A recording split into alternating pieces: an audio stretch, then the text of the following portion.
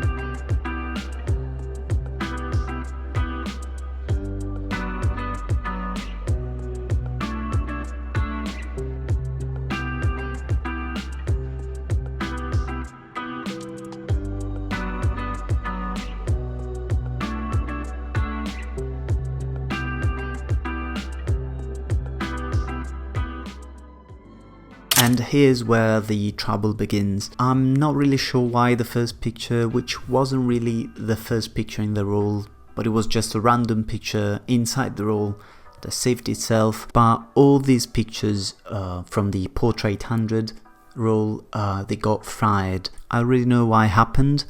And the answer is very simple actually. It was the airport scanner. If you're not aware of it, airport scanners can expose your film if the film has a rather high ISO, and that's the case with the Portra 800.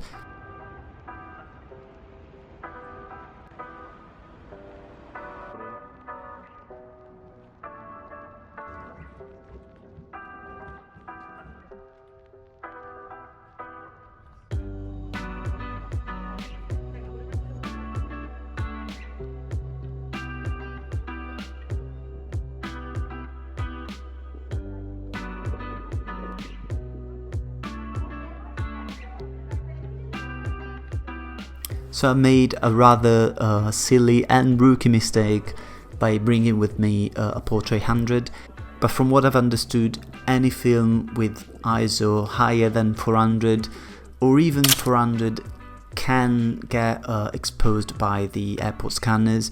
And I'm not talking about the new airport scanners that you can find in some locations, I think in the UK and Germany, but well, I'm talking about the old style scanners, so it's just something that can happen.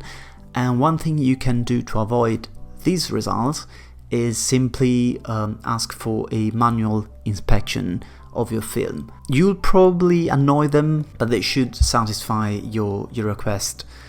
I think it's the easiest way to avoid frying your film or not limiting yourself to bringing with you only low ISO film.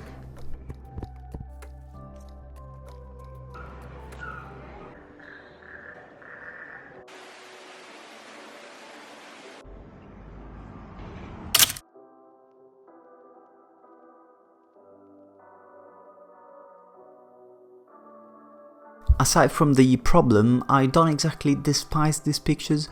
I wish they were not fried, that's something for sure. And some of them, I like them no matter what. I think there could have been some major shots, I mean not major shots, but some quite good shots, let's say, fairly good shots among these pictures.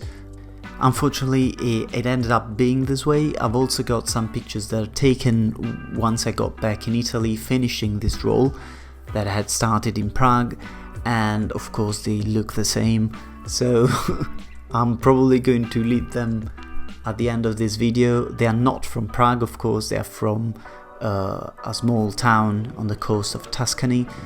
So yeah, I hope you've enjoyed this video. I hope you didn't mind waiting so long for this video, in case you were waiting for this video.